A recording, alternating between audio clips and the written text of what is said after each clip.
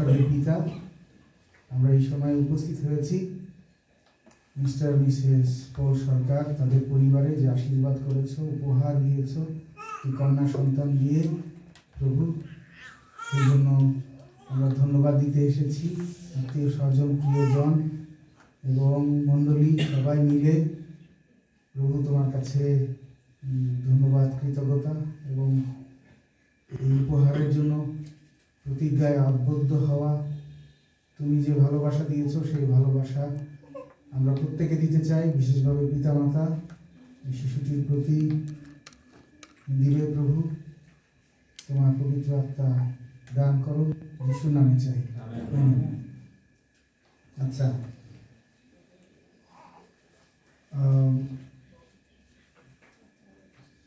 গীত সংহিতা 127 গীত 3 পদ লেখা আছে, দেখো সন্তানেরা সদাপ্রভুর দত্ত অধিকার, গর্ভের ফল তাহার দত্ত পুরস্কার। সন্তানেরা প্রভুর দত্ত অধিকার এবং গর্ভের ফল সদাপ্রভুর দত্ত পুরস্কার। এই গর্ভের ফল ঈশ্বর দিয়েছেন এবং সেই সঙ্গে তিনি বলেছেন, মথি লিখিত সুসমাচার 19 অধ্যায় আমরা 13-14 পদে দেখি বিশেষভাবে, যিশু কহিলেন, শিশুদিগকে আমার নিকটে আসিতে দাও, বারণ করিও না, কেননা স্বর্গরাজ্য এই মতো লোকদের। একজন মায়েরা যিশুর কাছে নিয়ে আসছে শিশুদেরকে, যিশু যেন আশীর্বাদ করেন তাদেরকে। আর শিষ্যরা কিন্তু দূর করছিল, কারণ যিশু তখন একটু বিশ্রাম করছিলেন, এত পরিশ্রম করছিলেন, তাদের একটু খাবারও সময় হচ্ছিল না। সেই সময়ে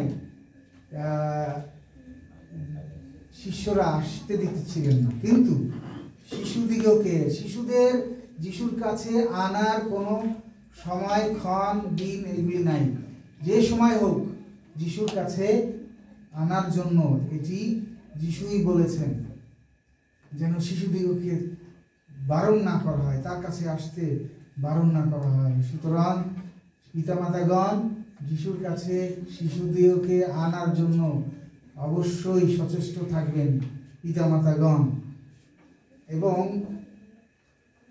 যীশু খ্রিস্ট সেই সময়ে কিন্তু নারীদেরকে এবং শিশুদেরকে কোনো মূল্যায়ন করা হতো না, কোনো গুরুত্ব দেওয়া হতো না। এবং এর অনেক ব্যাখ্যা আছে যে শিশুদেরকে এত অবহেলা করা হতো। এবং এটা বাইবেলেও দেখি, বাইবেলের সময় শিশুদেরকে এবং নারীদেরকে গোনা হইতো না, এখন গোনা হয়, তাই না? তাদেরকে শুধু পুরুষদের গোনা হয় বাইবেলের সময়। কিন্তু যিশু সেই সময়ে কিন্তু সেই ঐতিহ্য বা ট্র্যাডিশন ওইটা ভেঙে দিলেন। তিনি বললেন, শিশুদেরকে আমার নিকটে আসতে দাও। এবং তিনি খুব সুন্দর করে বললেন যে, মথি লিখিত সুসমাচার 18 অধ্যায় বললেন যে স্বর্গরাজ্যে কে শ্রেষ্ঠ। তিনি বললেন, তোমরা যদি না ফিরো, শিশুদের ন্যায় না হইয়া উঠো, তবে কোনো মতে স্বর্গরাজ্যে প্রবেশ করিতে পারিবে না। আমাদের স্বর্গরাজ্যে যাওয়ার জন্য শিশুদের ন্যায় হইতে হবে। শিশুদের ন্যায় হতে হবে কিভাবে বলছে? হিংসায় তোমরা শিশুদের ন্যায় হও, কিন্তু তোমরা খ্রিস্ট যিশুতে পরিপক্ক হও।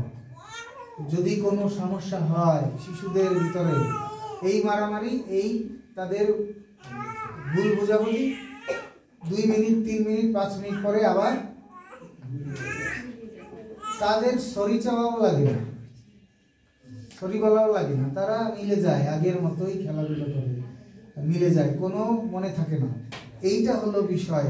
শিশুদের কাছ থেকে শিশুদের ন্যায় আমাদের হতে বলা হয়েছে এবং শিশুদের মতো নত করে স্বর্গরাজ্যে আমাদের শ্রেষ্ঠ হব। এবং আমরা যিশুকে গ্রহণ করতে পারি কিভাবে? একজন শিশুকে গ্রহণ করে। মথি 18:5 আর যে কেউ ইহার মতো একটি শিশুকে আমার নামে গ্রহণ করে সে আমাকেই গ্রহণ করে। খুব সুন্দর মানে শিশুদের জন্য দেয়া আছে আমাদের জন্য। তো এইগুলি শিশুদেরকে যেন আমরা কোনোভাবে অবহেলা না করি, কোনোভাবে অবহেলা না করি। শিশুদের এটা কিন্তু শিশু নির্যাতন। শিশুরা কিন্তু তাদেরও মান সম্মান আছে। হ্যাঁ, তাদেরকেও আমরা অনেক সময় বুঝি যে ওরা বুঝি না যে ওদের মান সম্মান আছে, না, ওদেরও মান সম্মান আছে। ওদেরকেও অনেক বিভিন্ন অঙ্গ প্রত্যঙ্গ নিয়ে আমরা যখন ওদেরকে বিভিন্ন ধরনের কথা বলি, এটা কিন্তু শিশু নির্যাতন।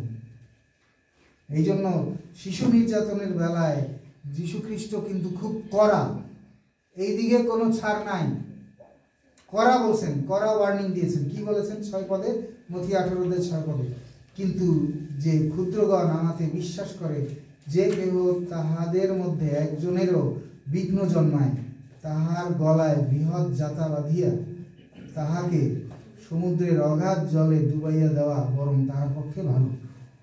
কত বড় ওয়ার্নিং! যে এই যে শিশু যিশুকে বিশ্বাস করে, তাদের মধ্যে কেউকে, এই ক্ষুদ্রতম কেউকে যদি কোনোভাবে বিঘ্ন জন্মায়, তার থেকে বরং তার গলায় জাতা বেঁধে সমুদ্রে অগাধ জলে ফেলে দেওয়া ভালো। তো কোনোভাবে যেন শিশুদের আমরা বিঘ্ন না জন্মাই, তাদেরকে যেন উৎসাহিত করি, তাদেরকে যেন আমরা ভালোবাসি, তাদেরকে যেন সুপথ দেখাই, তাদেরকে যত্ন নেই। তো এই সময় পিতামাতার কাছে প্রশ্ন, এবং সঙ্গে পিতামাতার সঙ্গে যারা, আপনাদের কাছে প্রশ্ন, আপনারা কি মনে করেন এই শিশুটি ঈশ্বরের দত্ত উপহার? আপনারা কি মনে করেন যে এই উপহার ঈশ্বর দিয়েছেন এবং এই উপহারের যত্ন আপনারা যথাযথ করবেন? আচ্ছা, এবং আপনারা পিতামাতা সহ আপনারা কি এই শিশুকে যিশুর কাছে নিয়ে আসার জন্য কোনো বাধা রাখবেন না? সব বাধা অতিক্রম করে যিশুর কাছে নিয়ে আসবেন। এর অর্থ হচ্ছে মণ্ডলীর যত সুযোগ সুবিধা আছে, এই সুযোগ সুবিধা বলতে Sabbath school, vesper, midweek, care group, তারপরে divine service, youth programme, Pathfinder programme, children Sabbath school, যত প্রোগ্রাম, যে মণ্ডলী যে আত্মিকভাবে বৃদ্ধির জন্য, শারীরিক বৃদ্ধির জন্য যে প্রোগ্রাম করে থাকে, যে সুবিধা দিয়ে থাকে, সেই সুবিধা আপনারা গ্রহণ করবেন। ওকে, ঈশ্বর আপনাদেরকে আশীর্বাদ করুক। এই সময় মণ্ডলী আপনাদের কাছে প্রশ্ন, যদি এই প্রশ্নে আপনাদের উত্তর হ্যাঁ হয়, তাহলে আপনারা দাঁড়াবেন এবং সেই সঙ্গে আমরা তাদের জন্য আশীর্বাদের প্রার্থনা করে শেষ করব। মণ্ডলীর কাছে প্রশ্ন, মণ্ডলী এই শিশুটিকে শারীরিক, মানসিক এবং আধ্যাত্মিক বৃদ্ধির জন্য যীশু খ্রিস্ট এই পৃথিবীতে ঈশ্বরের অনুগ্রহে, মানুষের অনুগ্রহে বৃদ্ধি পেয়েছেন, সেই প্রার্থনা আপনারা করবেন ঈশ্বরের অনুগ্রহে যেন বৃদ্ধি পায়, এবং আপনারা সহযোগিতা করবেন মণ্ডলী এবং প্রত্যেকের অনুগ্রহে যেন এ বৃদ্ধি পায়। যদি আপনারা একমত হন, আপনাদের পায়ে ভর করে দাঁড়িয়ে দেখাবেন, আমরা প্রার্থনা করব।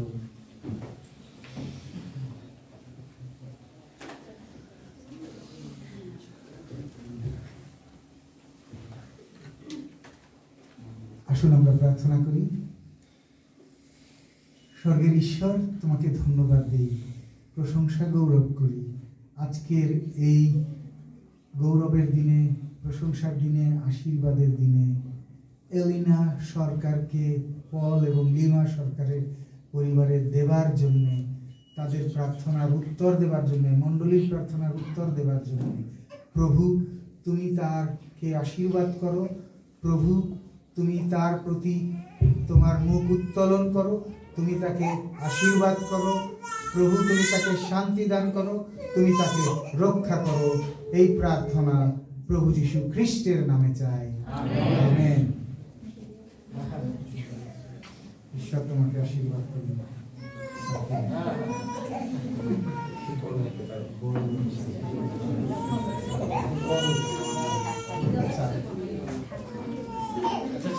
আচ্ছা, এই যে চাইল্ড এডুকেশনের সার্টিফিকেট, ঈশ্বর আশীর্বাদ করবে। থ্যাংক ইউ সবাইকে।